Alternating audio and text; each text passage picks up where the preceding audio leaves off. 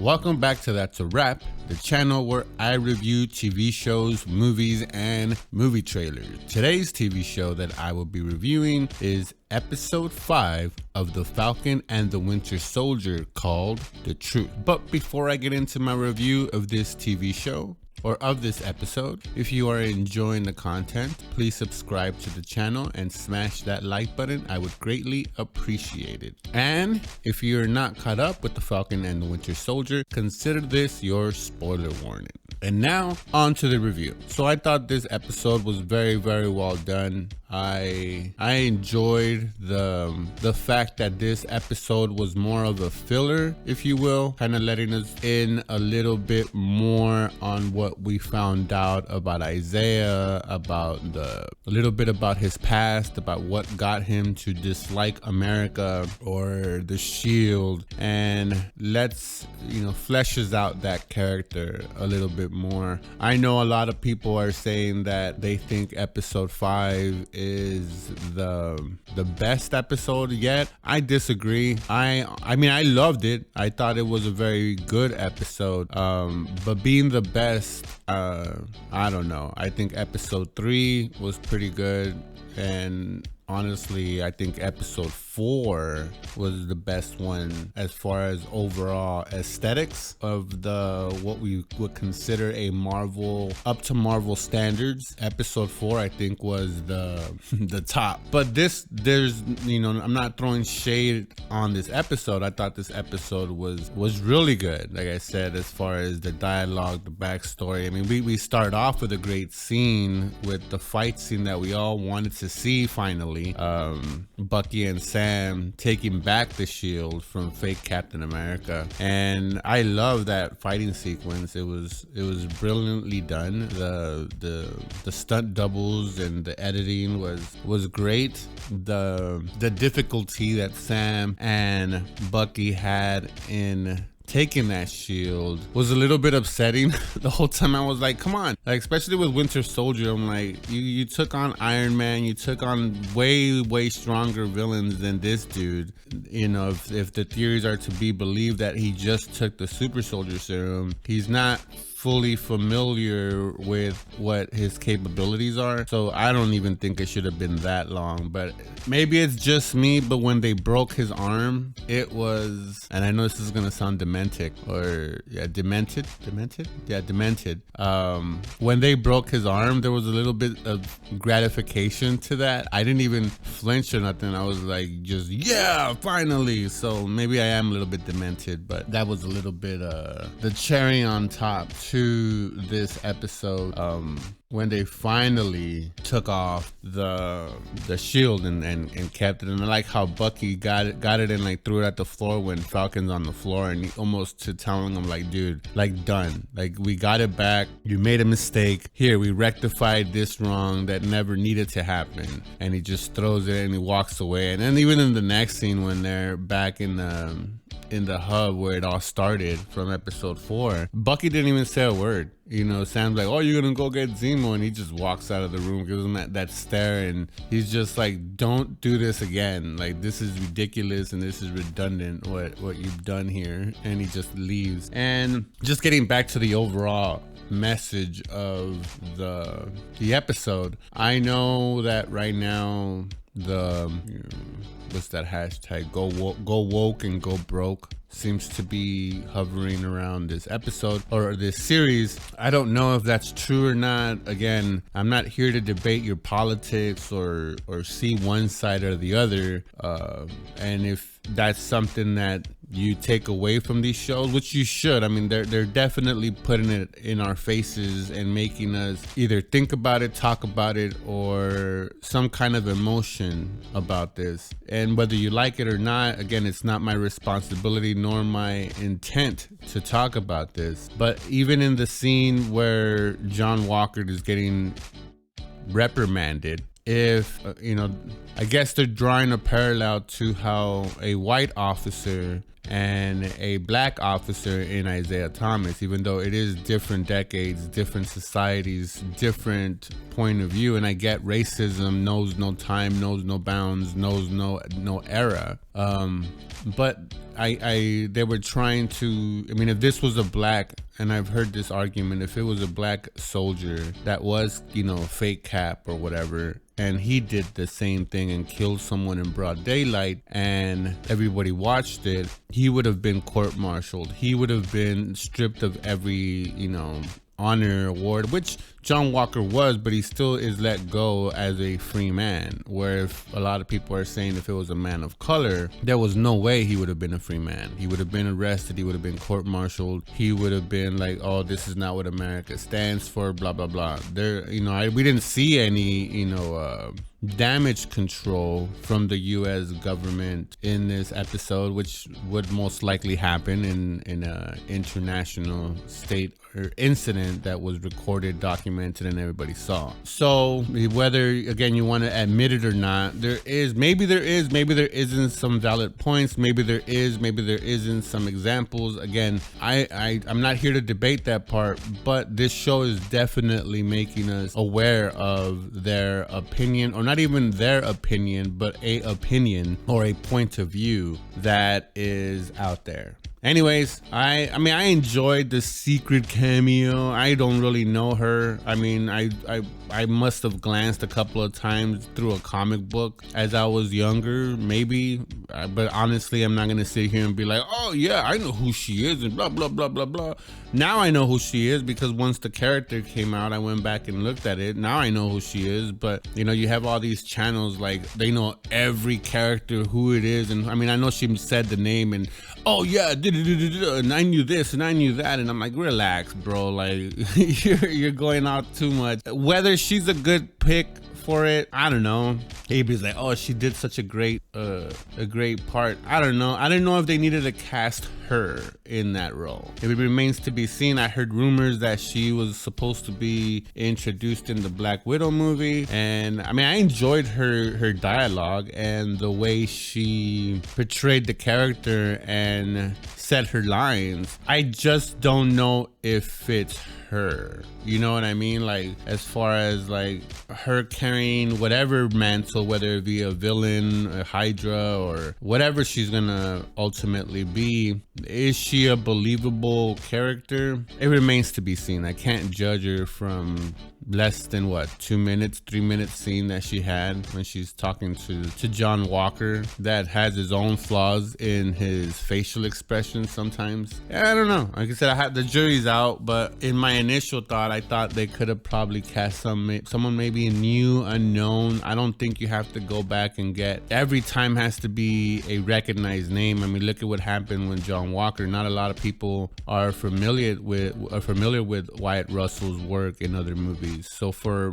most MCU fans, it was a brand new face. And look at what chaos he's brought on, and he's completely taken a bunch of people by storm, which will then in turn make him more of a I don't know about an A-list celebrity, but more of a catch now that he is more well known. Anyways, so just a little bit of a hint. I like the redemption arc that we're getting with Bucky. I do enjoy the fact that we're starting to see him more of a normal human as opposed to the Winter Soldier.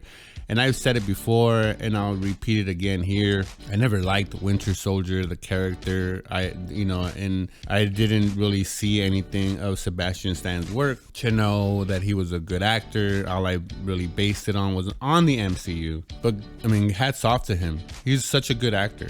And the way his emotions, his expressions, his line delivery, I mean, everything that he does is just a testament to him perfecting his craft as an actor, that he has this control of his, fear, his sadness, his sorrow, his tears, his frustration, and can call it up by demand. That's what being an actor is all about. Going back with whatever view you have about America, about politics, about international thing, I have my own feelings, which I'm gonna keep to myself. because again, this is not about me expressing my opinion on a political view. This is just me reviewing a TV shows and movies. But I know people are mad about the whole Isaiah scene with Sam, where it seems that Isaiah has a bad taste of America. And I know I've heard people say, oh, if you don't like America, not just with this show, but with anything, if you don't like America, get the hell out of here, you know, and America is America, blah, blah, blah. And again, I'm not here to say whether that's right or wrong or correct or incorrect, but you can't negate that is a form of thinking. And whether, again, you agree or not, it's more about educating, knowing that there is two sides to every story. One person might see a beautiful sunset while the other, you know, is seeing the dreadful night coming upon us. So it can't be one color or another. There's gonna be gray points, and some of the stuff that he was acknowledging is historical fact that did happen, not manipulated to make one form of people look evil or one form of people look good. It was just a history that has to be acknowledged. And you know the old saying, if you don't know your history, you're doomed to repeat it. And it's good for us to know that countries aren't perfect, that countries can make mistakes, that they have made decisions that have made a group of people untrust in that government that is supposed to do X, Y, and Z for them. So for a lot of people to get so emotionally charged, I mean, I understand it. I just think everybody should relax a little bit and understand when I don't feel like they're pushing, again, this is a little bit of my opinion, but I don't feel like they're pushing, more or less letting us know something that is actually happening. You do have a not only about African Americans, you could say the same thing about Hispanics, Asian Americans, especially with the coronavirus going on, feeling a certain way about the government that is, you know, either not protecting them, either not being honest, whether it be with vaccine. I mean, I know people that are white, black, Asian, Mexican, any color you want, that mistrust the government on the vaccine process, you know, and they don't want to get vaccinated until X, Y, and Z happens, or until this happens. So it's just a embedded distrust in government that is actually alive and is alive and well anyways in today's society. But anyways, enough of the hard topic stuff. So we still got this episode gave us more questions than answers, even though it did fill in a lot of the backstory from Isaiah's point of view. But I know a lot of people are still thinking that, you know, Sharon is the power broker, and she definitely did a power move, right? If we're looking at the show for what it is, and you know, is basically helping out the Flag Smasher. At least that's with reasonable deduction. There is what you come up with. So we'll see how that pans out. The best part, I thought, was the montage. I know people are making fun of the montage in this episode. They did do a lot of montaging in this episode. I'm surprised they didn't put like the 1980s or 90s rock music during these montages. You know, I think South Park did one where it's gonna be a montage kind of thing. So it was, if they would have done that, I mean, I know they're not going to do that, but they might as well have, with as many montages as they had.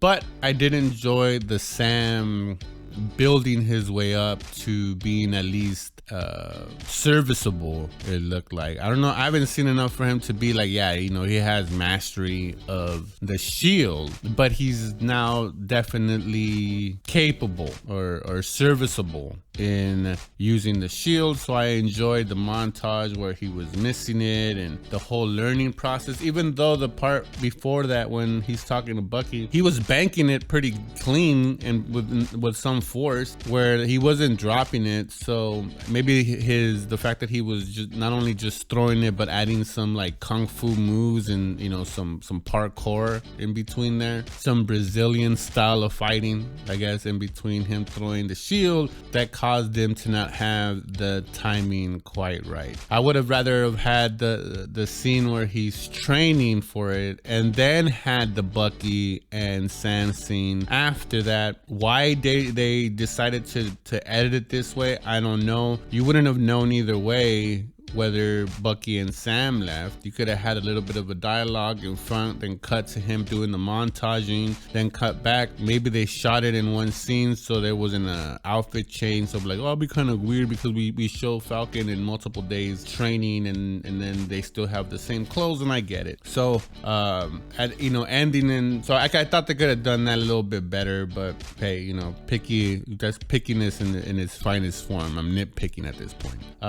So we see the Flag Smashers in New York. My thing is, how is it that she was so easily able to go from Europe to New York? Does she have passports? I mean, I know the criminal underworld doesn't really care about rules and regulations, so I'm sure that she could have gotten to New York. But the fact that, and I guess the movement is worldwide, and the displacency or the displacement is felt throughout the world, so it doesn't surprise me that she has followers in New York or in the United States. But I'm like, all of a sudden she pops up in New York. I'm like, wait, what? So how long was this montage from him training? Was it like a few months? Was it a month? How many weeks was it in between where when he gets the shield to where we see him, where we see Carly and the Flag Smashers in New York? So I was like, wait, what? So we see their master plan coming to a head. So we'll see this obviously in the last episode next week for the Falcon and the Winter Soldier, and I can't wait. I can't wait to see what Sam's new outfit from Wakanda is going to look like. I'm assuming it's going to be the one that's been floating around through the toy leak, that Captain America-ish or America-ish kind of suit, along with now his new shield. And maybe Torres is gonna come in as with the wings. He is savvy with the tech, so maybe he fixes it and he figures out how to use it, and he shows up and helps out Sam and Bucky in episode 6. That's my prediction here, that he will come in, maybe, because I'm like, well, he just left the wings there, and I'm like, why would you leave Stark tech to the government? But maybe the government already has all the Stark tech, who knows? But yeah, I enjoyed this episode. But before that, so I can't wait to see the outfit. But the whole end credit scene, come on, are you really gonna disrespect Tony Stark that way by having the hammer sounds in I mean, the whole scene was just Tony Stark, and I'm like, come on. I'm like, you're really gonna disrespect the legacy of what Robert Downey Jr. created or helped create, along with the Vision, of course. But to draw parallels, there was a couple, like I said, the first part, I know there's a theorist and channel saying that the first fight scene reminded them a lot of the Winter Soldier scene. The Winter Soldier or Civil War? Civil War scene, sorry, of the Civil War scene. And you see it, but that last one was straight out of Tony Stark building his suit in the cave. And what is he doing it off? What is he building this shield out of? Metal? Does he not understand that it was vibranium? So I fully expect from the first couple of times he throws it that it's gonna bend, that is going to crack, and Bucky is just gonna get it and destroy it right off the bat. Because we can't have two shields in this universe. Just my thought. But anyways, again, I fully enjoyed this episode, but those are my thoughts. Let me know your thoughts down in the comments, and like always, that's a wrap.